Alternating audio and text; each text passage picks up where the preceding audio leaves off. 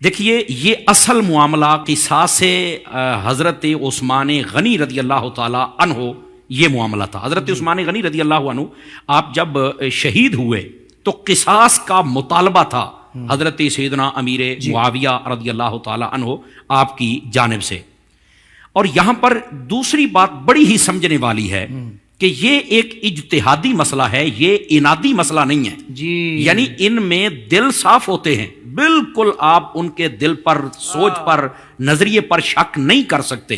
یہ ایک رائے اور ایک سوچ ہوتی ہے، اس وقت بر وقت کس کا فیصلہ درست ہے یہ وقت بتاتا ہے، بات کے دلائل بتاتے ہیں، یہ ساری باتیں طے ہو جاتی ہیں، لیکن دل پر بالکل آپ فتویٰ نہیں لگا سکتے، وہ بالکل دل ستھرے ہوتے ہیں۔ یہ دوسری بات ہے۔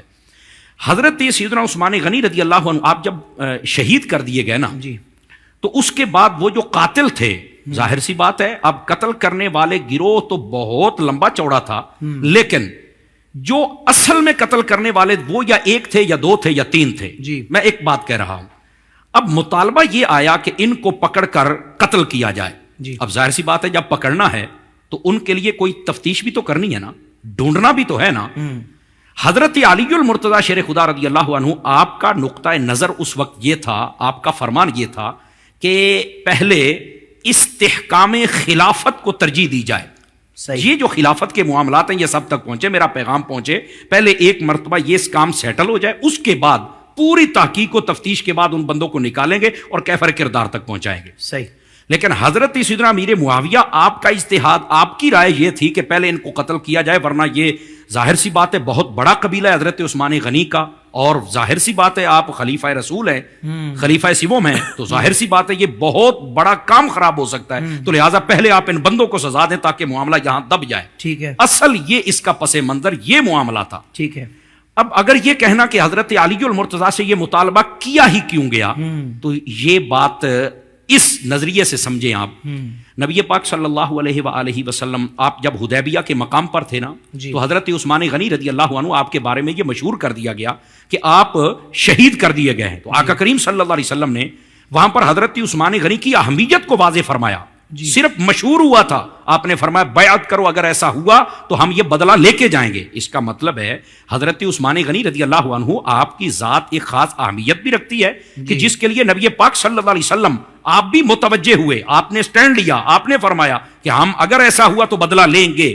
یعنی حضرت عثمان کے لیے مطالبہ کرنا، میں یہ سمجھتا ہوں یہ تو میرے نبی کی سنت ہے، آقا کریم صلی اللہ علیہ وسلم کی سنت ہے، تو یہ بات ہوئی۔ جب بعد میں تحقیق ہوئی تو پھر آپ نے فرمایا کہ نہیں ہے، تو پھر ہم یہ نہیں جنگ لڑیں گے۔ تو کہنے کا مقصد یہ حضرت امیر معاویہ نے جو مطالبہ کیا ہے، اگر دیکھا جائے حضور کی تو سنت پہ عمل کیا ہے کہ حضرت عثمان غنی کے لیے مطالبہ کیا، سٹینڈ لیا۔ تو یہ کہنا کہ مطالبہ کیوں کیا جائے، مطالبہ کرنا ہی اس بات کی دلیل ہے کہ وہ حضرت علی کو کچھ سمجھتے تھے تو مطالبہ کیا نا، وہ کسی اور سے کیوں نہیں کر رہے۔ اس پوائنٹ کو اگر سمجھا جائے تو مسئلہ سارا ہی حل ہو جاتا ہے۔ تو آپ نے اپنا نقطہ نظر ان کے سامنے رکھا تھا، لیکن یہ بات سچی ہے کہ جب اللہ کے کسی بھی کام میں کوئی حکمت ہوتی ہے نا، وہ ہمیں نہیں سمجھ آ سکتی، سمجھ آئی نا، وہاں پر کف لسان اور خاموشی کرنی پڑتی ہے۔ اور جب ایسے معاملات اور پاکوں کی بات ہے، بزرگ ہستیوں کی بات ہے، تو پھر ہمیں بات کو زیادہ الجھانا نہیں چاہیے۔ بس یہ بات تھی، یہ مسئلہ اجتہادی تھا۔ حضرت علی المرتضیٰ کا جو اجتہاد تھا وہ حق تھا، فرمان تھا وہ حق تھا، بالکل جو آپ نے شعر پڑھا سیدی اعلیٰ حضرت کا اس میں واضح کر دیا۔ لیکن دوسری طرف ہمیں زبان درازی کرنے کی اجازت نہیں ہے۔ اصل حضرت امیر معاویہ کی رائے تھی، لیکن رائے بر صواب اس وقت نہیں تھی۔ سمجھ آ رہی میری بات کی؟ بس اتنا مسئلہ ہے، اس وجہ سے یہ قتل و غارت ہوئی۔